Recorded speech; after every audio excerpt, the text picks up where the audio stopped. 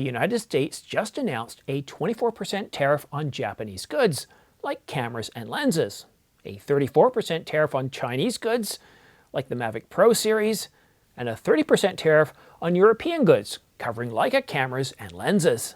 So does that mean that we can expect to see the price of cameras, lenses, and other storage products go up between 24 to 34% by April the 9th?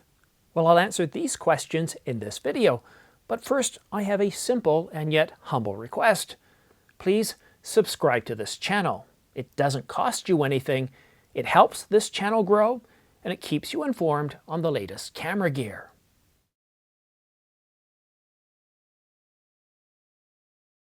President Trump just announced a 24% reciprocal tariff against Japanese goods, and they're supposed to go into effect on April the 9th.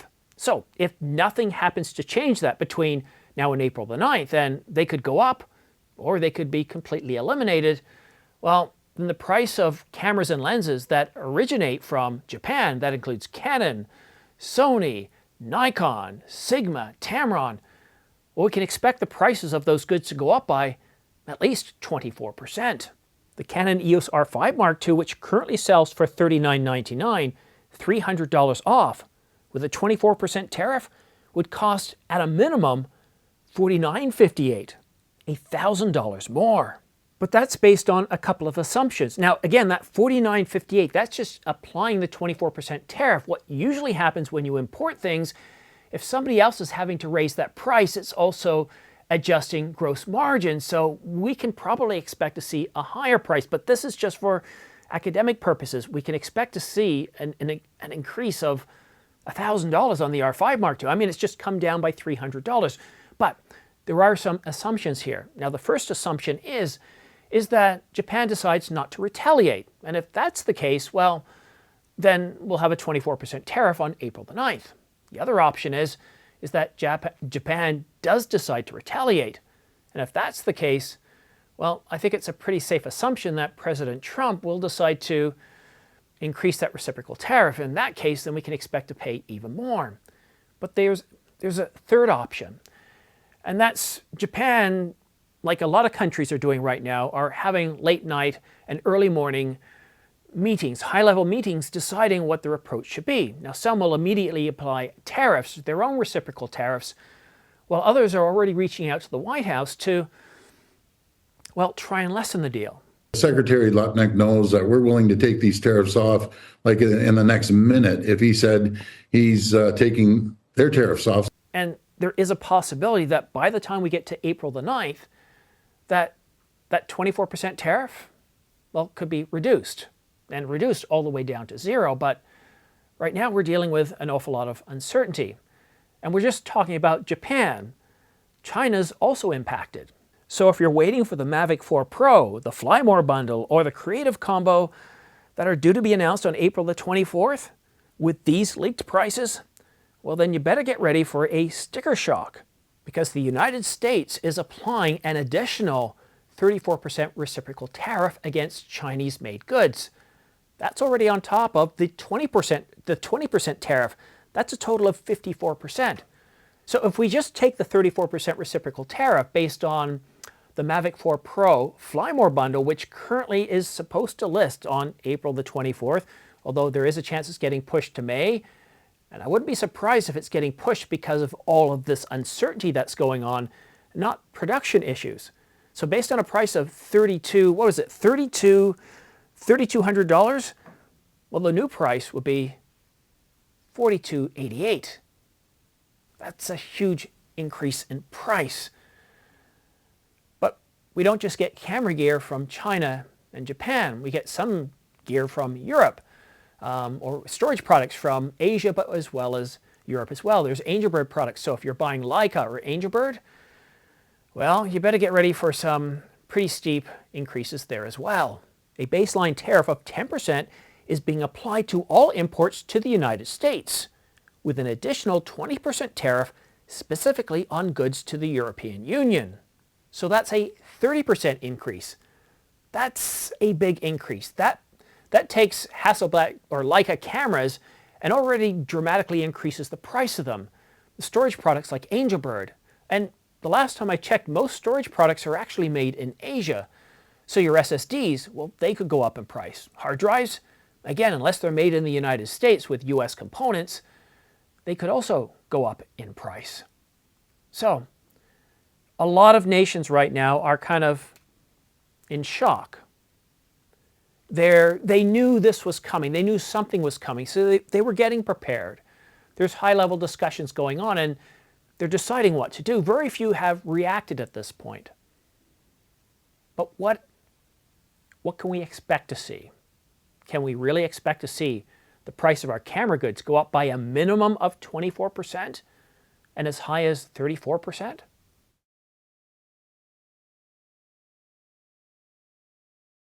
Well, we've already seen the United States place tariffs on Canada and Mexico, and these were applied back in February. Then they were pulled back, modified, and reapplied again. Most tariffs announced today by the United States are set to be applied on April the 9th. The first thing I did when I heard this is, well, I took a breath. A deep breath. I don't know what it is about taking a deep breath, breathing in deeply, holding it for about 2 or 3 seconds and then breathing out somehow is calming. And then, of course, I realized, despite being 8 o'clock, it's now almost 9 o'clock, I had to put out a video. I already had one queued for this time slot about the Mavic 4 Pro, which I'm not sure if I might just push it to another day. I'm not sure at this point. The one thing I want to get out of the way, this is not political. This is not economic. That's not what this channel is about. It's about camera gear, news, and rumors. And these announcements today, reciprocal tariffs and baseline tariffs of 10% across the world with the exception of Canada and Mexico, well, they are going to impact us. Electronics, phones. I'm currently testing out the Sennheiser microphone, the DW, and that would be impacted. The Canon EOS R5 Mark II would be impacted.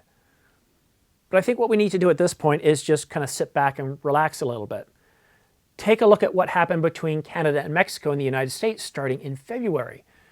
How the president immediately announced tariffs, gave us a warning of 30 days, but then immediately announced tariffs. They were applied, then they were pulled back. They were modified, and then they were applied again.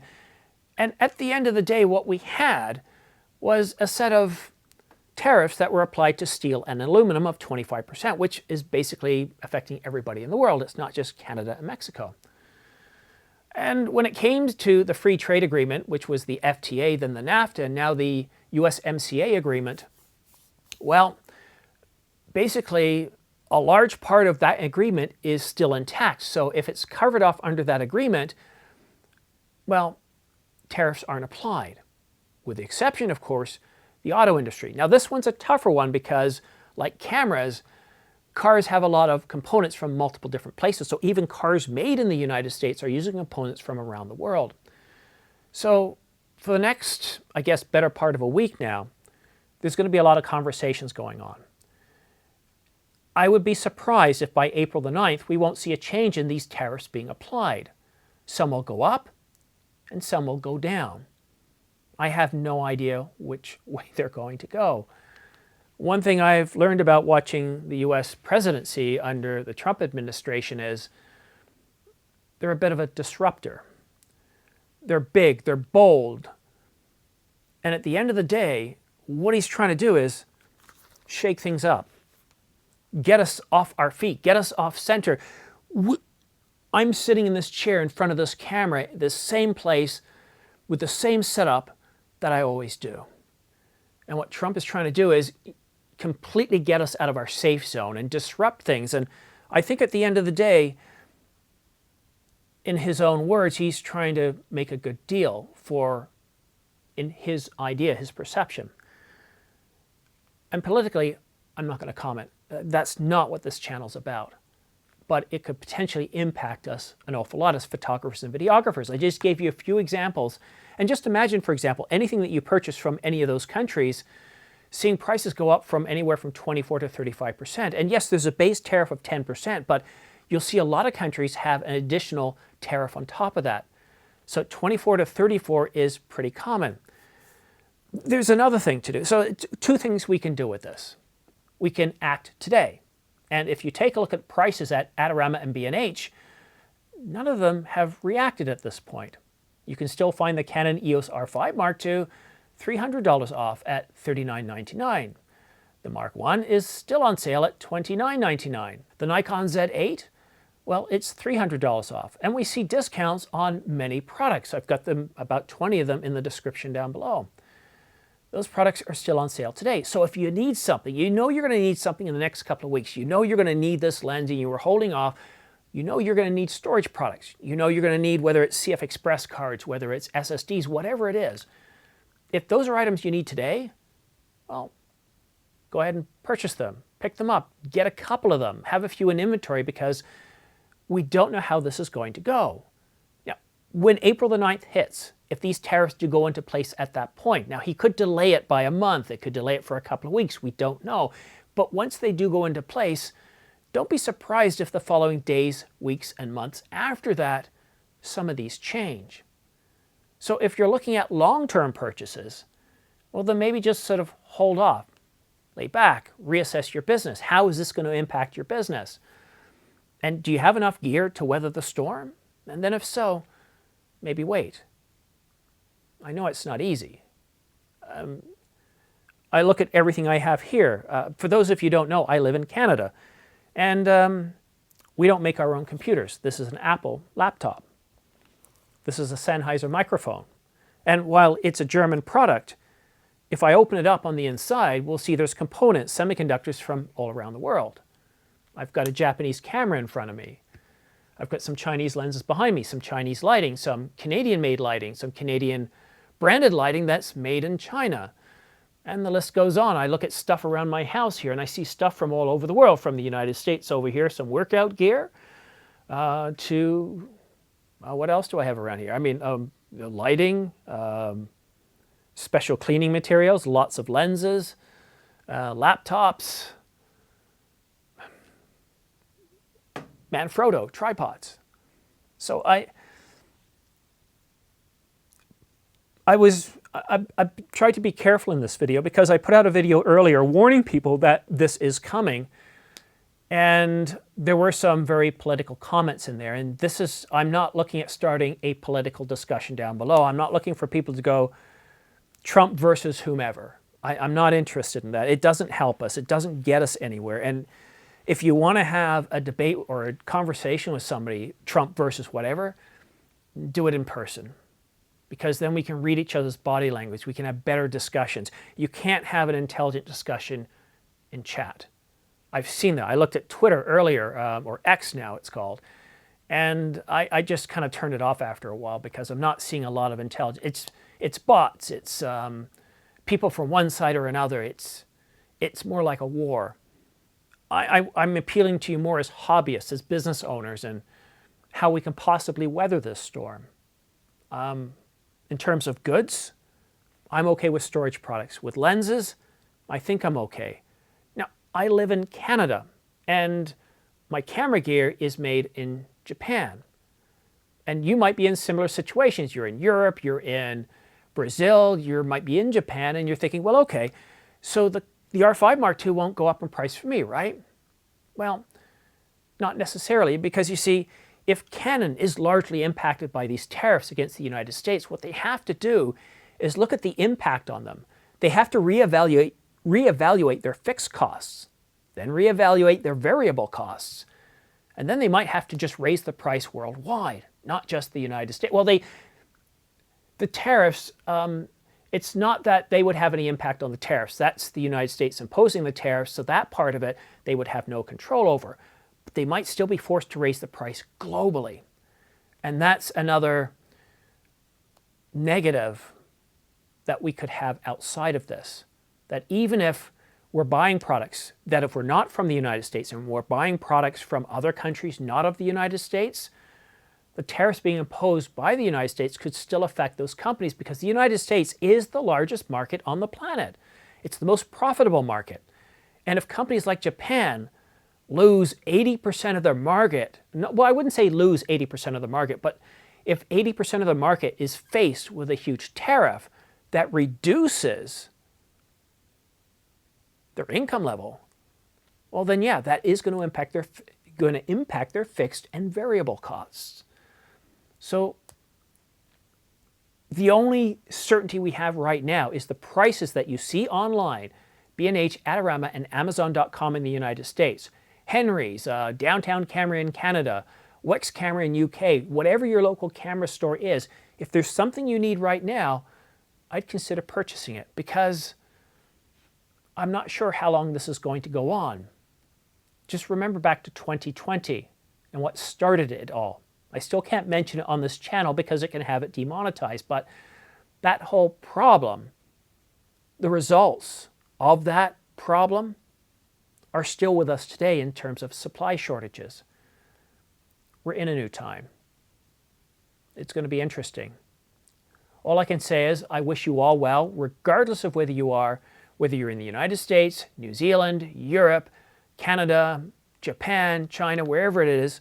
I wish you a good day, a good rest of your week, and we'll find out more about this soon. But don't expect me to cover this story in depth. I'm only going to cover it again if it has a material impact on the camera industry, with tariffs changing for both China, Japan, or Germany, but mostly Japan, because that's where all the major camera manufacturers are made. But that's it for now. And one other thing too, if you are interested in buying any gear from the United States, please consider using my affiliate links down below, because it really helps keep this channel going. I get anywhere from 2 to 5% back. And if you're purchasing within Canada, please contact Patrick at Downtown Camera, mention my name, and don't be afraid to ask him to sharpen his pencil. He's always been really good to this channel, always ensuring that I have the gear when I need it. Thank you so much for tuning in. Have yourself a great day, and we'll see you again soon.